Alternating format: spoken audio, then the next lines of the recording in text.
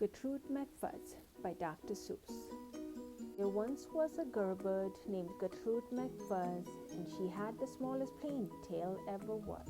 One droopy droop feather, that's all that she had, and oh, that one feather made Gertrude so sad.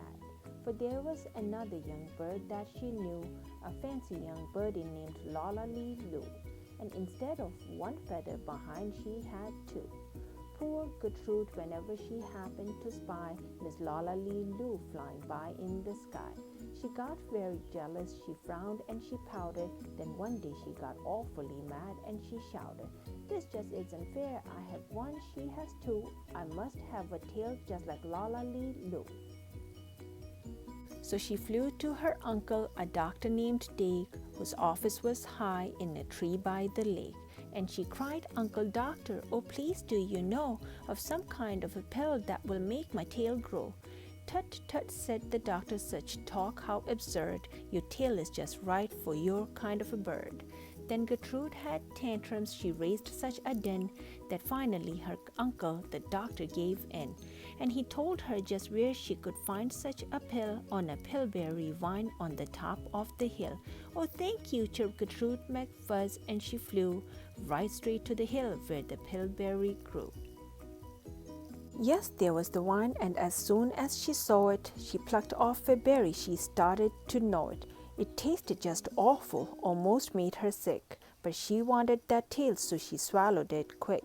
Then she felt something happen. She felt a small twitch, as if she had been tapped down behind by a switch. And Gertrude looked around and she cheered. It was true, two feathers exactly like Lollaloo.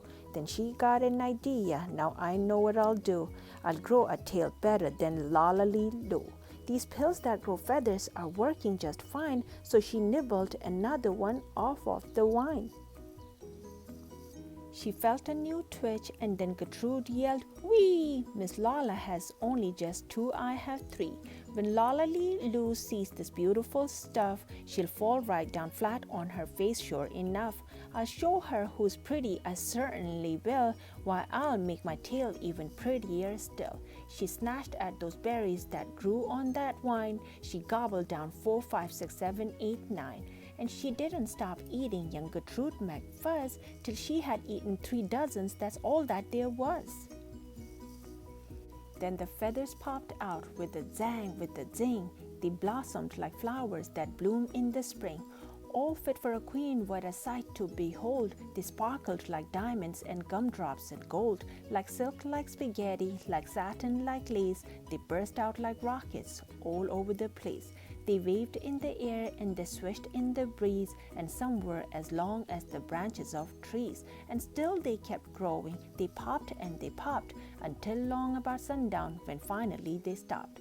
"And now," giggled Gertrude, "the next thing to do is to fly right straight home and show Lollaloo.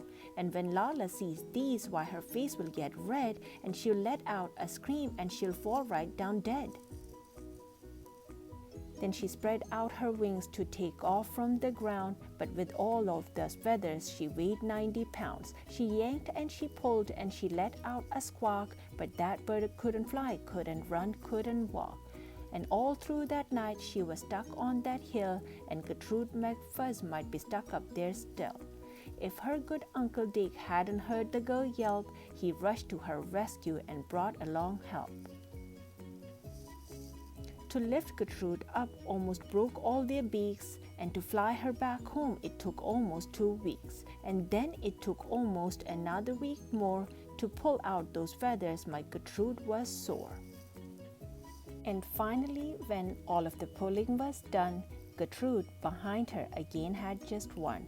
That one little feather she had as a starter, but now that's enough because now she is smarter. The end.